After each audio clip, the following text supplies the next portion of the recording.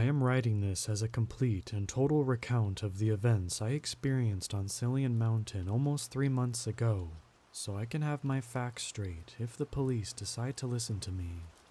No, when they decide to listen to me. They have to, because I'm terrified of what will happen if they don't. I know I already lost my friend Ethan, and I'm afraid that whatever that thing was may get more people. I've already tried to contact the local authorities, the news, hell, even the local wildlife conservation group to see if they know anything, but I've either been laughed away or thrown out for wasting their time. So this document is a way for me to gather my thoughts, but also as a warning. At this point, I think I have to be the one to do something about this, and in case I don't make it back and things get worse, I want someone to be brought up to speed. My name is Ned Harris. I have dark hair, brown eyes, missing the tip of my pinky on my right hand, and a small scar on my left cheek. If you read this and later see me casually walking on the streets of Jericho, West Virginia, it means I failed. Get out while you can, and please, do not go into the woods. This nightmare came to be when my friend Ethan Lancaster and I decided to camp out on Cillian Mountain for a week, in celebration of his recent promotion. This was going to be a first for us, but one we were more than excited for. Cillian Mountain was a notoriously difficult mountain to hike, and even more difficult to survive on. Only a handful of people ever made it to the peak and returned. More than a handful were never seen again. This would turn most people away, but Ethan and I were avid hikers and campers. We met on a camping forum 5 years earlier and became close friends almost immediately due to our mutual love of the outdoors.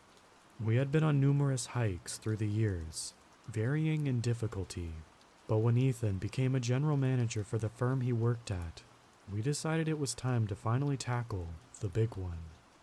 After a month of planning and saving up for new gear, we found ourselves in Jericho, West Virginia. Jericho was a small, Gatlinburg-esque town that sat squarely at the bottom of Cillian. Consisting of only 2 roads and a population of a few hundred, it was hardly the Gatlinburg competitor that the ads lead you to believe. It had a few attractions like bars, restaurants, museums, and most famously Sweet Tooth, the concerningly obese grizzly that spent her days roaming her barren enclosure. Tourists were beginning to trickle in now that the seemingly eternal snow was beginning to melt. But for the most part, Jericho wasn't meant for tourists. It was the place where all hikers began their journey up Cillian, after purchasing all the overpriced gear at the local shops, of course.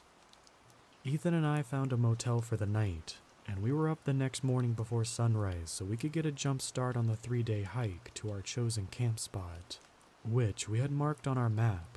Aside from a twisted ankle and Ethan being charged by a particularly aggressive raccoon, the hike itself was uneventful. The steep yet relatively short slopes of Cillian scared most of the ill-fit hikers away quickly, but we trekked up the 45-degree slopes with ease, having trained for this journey for months. By the second day, we only occasionally ran into other experienced hikers, in which we would return their friendly wave and continue on our separate paths. By dusk of the second day, we arrived at our chosen camp spot. It was a small clearing that provided some legroom from the suffocating pines that speckled the landscape, and we had a small creek babbling away nearby thanks to the melting snow. We had camp set up in under an hour, and began the rituals we had become accustomed to after many years of camping together. I began preparing tonight's dinner, a lovely pack of dehydrated mac and cheese, while Ethan went out to find firewood. Once I had all the cooking utensils out of their cases and set up how I liked them, I grabbed a large pot and headed over to the creek so that we could undo the pesky, dehydrated part of our meal. The area surrounding the creek was picturesque, like something you'd see on a water bottle wrapper. The crystal clear water trickled softly down the slopes, with evidence of local wildlife regularly stopping by for a quick drink. I took a moment to appreciate the scenery, taking a deep breath of cold mountain air and feeling the high that made me fall in love with hiking so many years before. I knelt by the creek bed and began to fill up the pot, whistling softly to myself, when something made me stop. I glanced around at my surroundings, scanning the tree line behind me and the steep, rocky slope ahead of me. My ears strained for a sound that I hadn't heard, but my brain still warned me of.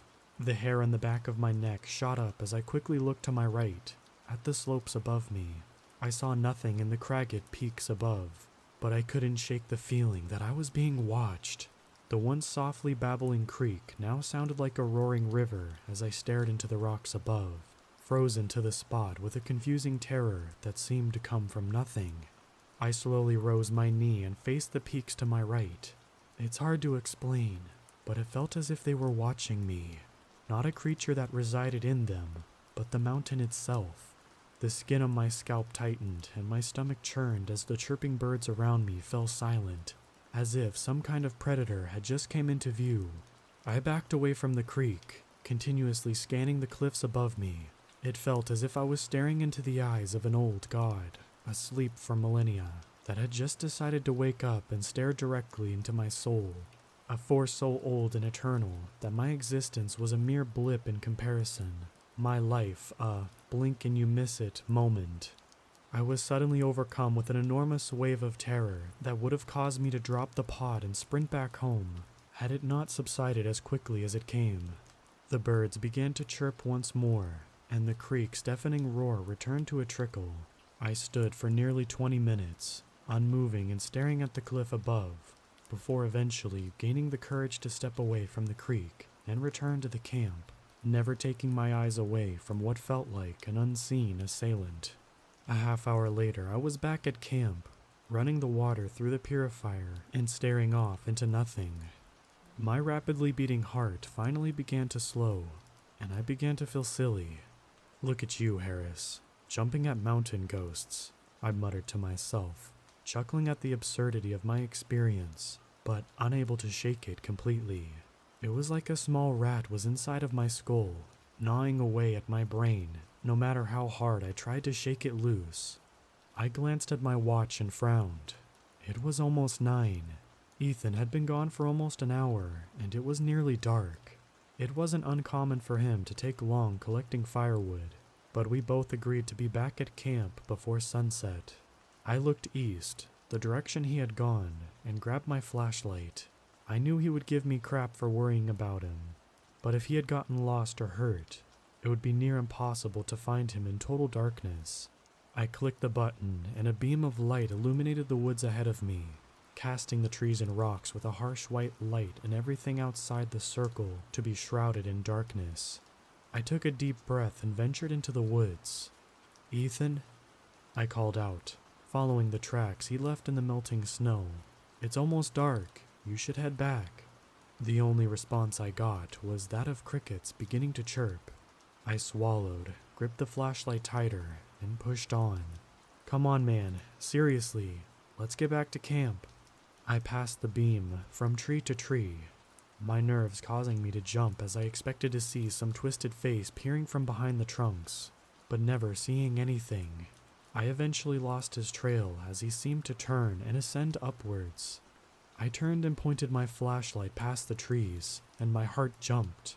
The same peaks as before loomed over me, staring down with a smug stoicism that seemed to say, "Welcome back." My hand trembled, causing the light to dance across the rocks above me. That feeling of existential terror washed over me once more, crashing into my mind with such a force that I immediately turned and ran, not as a man who made a decision, but as a mindless animal relying on instinct to save it from imminent danger. I crashed through the woods, crying out as sharp sticks seemed to claw at my face and arms. I felt the distinct presence of something behind me, an immense invisible force that was bearing down on me like a thundering avalanche, closing the distance between us faster than I was closing the distance between me and the camp. I picked up the speed, pumping my legs as fast as I could and ignoring the stinging pain as the branches raked against me. I half panted and half sobbed as I exploded through the brush and fell into the clearing. going into the fetal position and waiting for an attack that never came. After a moment, I peered through my fingers, watching the gently rustling branches in front of me as everything beyond them was now cast in total darkness from the setting sun. I took a deep breath and rose to my hands and knees, desperately trying to slow my heart rate before I either collapsed or vomited. Once I felt like I wasn't going to pass out anymore, I rose to my feet, backed away from the woods I had just escaped from, and turned back to camp. Ethan was standing in the center of the clearing, his arms held firmly at his sides and his head lolling around lazily, as if he were drunk. "Ethan, what the heck, man?" I panted, glancing around behind me into the woods again before making my way over to him. "Are you okay? I was looking for you." "Ethan, what the heck, man?" Ethan responded, still facing away from me. I froze. His voice sounded rough, as if he suddenly aged 30 years and smoked a pack every day at the same time. Even more strange was that the inflection of his voice, how he said, was identical to how I did, almost like listening to a playback recording. Yeah, listen, What is that?" he suddenly screamed out, making me jump. "Oh God, please, He cut himself off, each word sounding more like Ethan's normal voice, before mimicking a strange snapping noise, like a broken twig or... "Ethan," I said, slowly approaching him from behind. "This isn't funny, man. You're scaring me." "Scaring you?" he responded, swaying slightly as I approached. He sounded totally normal now, which didn't make me feel all that better. I stretched my hand towards him as he made a sound that still haunts me to this day. A noise that sounded like a mix between a click and a short shriek and seemed almost impossible for a person to be able to make. Before I was able to touch his shoulder, he whirled around and faced me, causing me to jump back and yell out in terror. He bared his teeth at me, a horrific and failed mimicry of a smile. His blonde hair was filthy and shrunk over his face and eyes. My God, his eyes were pointing in opposite directions before sliding together, focusing on me. My stomach churned and my hair stood on end as those eyes seemed to stare straight through me, in a gaze that I had only ever felt before, never seen. "Come on, Ned. I have something I want to show you," it stammered, like it was still trying to figure out how to work its tongue. "Get away from me," I squeaked out, backing away from whatever this thing was. Every animal instinct in me was screaming at once to run, to get away from this foul mimicry of life, of my friend. "It isn't far, just a few 100 yards," it stammered, lurching towards me in unnatural movements as if controlled by unseen strings. I turned to run and tripped over my hiking bag, landing hard, crying out in pain as my previously twisted ankle became a sprained ankle. "It is beautiful," it cried out as it descended upon me. "We are beautiful." It grabbed onto my face as I grasped out in horror. The skin on its hands were rubbery, like frog skin, and it caused my own skin to crawl in an attempt to avoid contact with this crazy thing of nature. "You are not beautiful." I struggled against the Ethan thing, eventually landing a hit to its face with my elbow. It stumbled, that horrific face still froze into a false smile as it rose back to its feet and turned towards me. I jumped to my feet and ran, screaming in agony as my sprained ankle became a broken ankle. The trees around me rustled violently. The branches clawed at my face as if they were trying to slow me down. I cast a glance behind me and screamed in terror. The Ethan thing was behind me, that false human expression unmoving as it followed me at a full sprint, its arms plastered stiffly to its side. I ducked and dodged the branches as best as I could, breathing so loudly that I didn't even notice that thing behind me wasn't breathing at all. I could feel it closing in, those yellow eyes staring hungrily at the back of my head. I was done for. I couldn't outrun it, even if I didn't have a broken ankle. My legs weren't even bending. How in the... It continued gaining on me, The branches almost seemed to part for it. Tears streamed down my face as I gasped for air, pumping my good leg as fast as I could. Closer. My head pounded from the cold mountain air. Closer. I could feel its presence right behind me now. It emanated a scent that smelled old. Closer. Very old. Closer. Older than everything.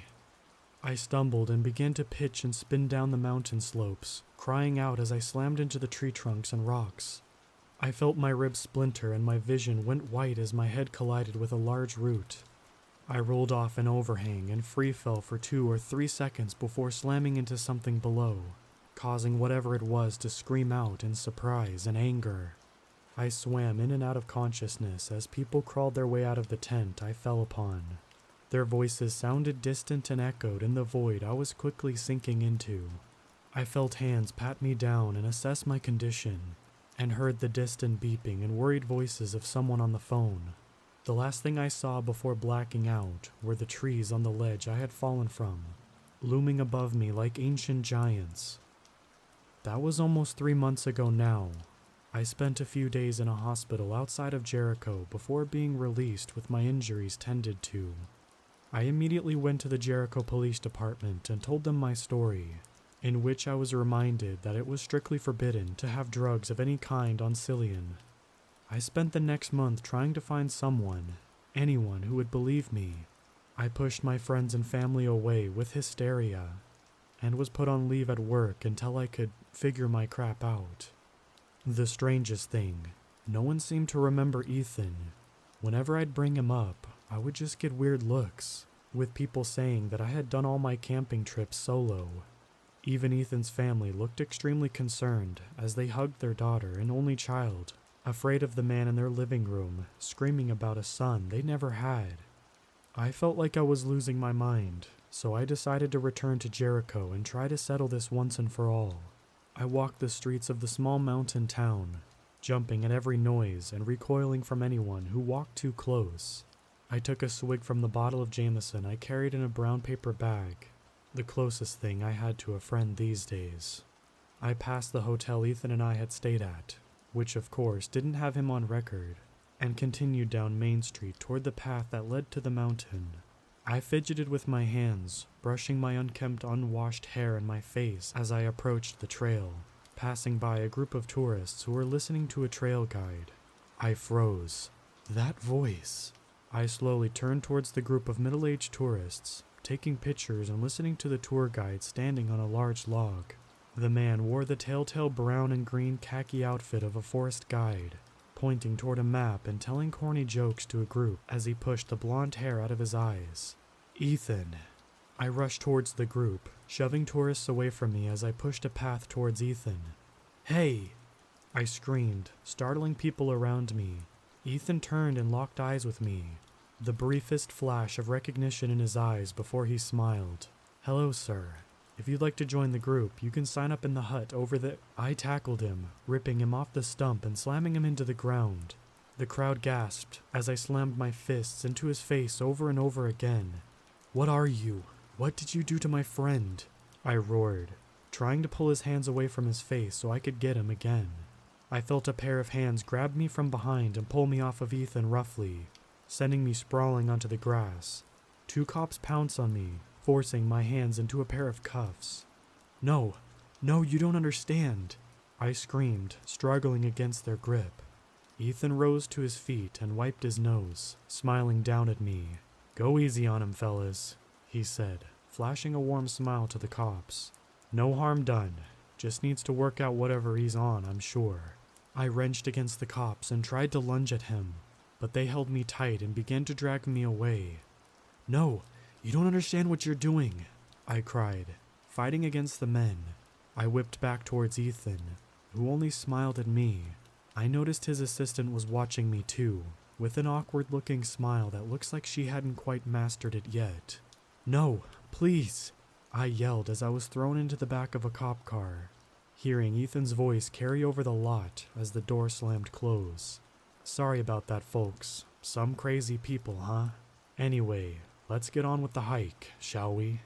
I have something very beautiful I'd love to show you all.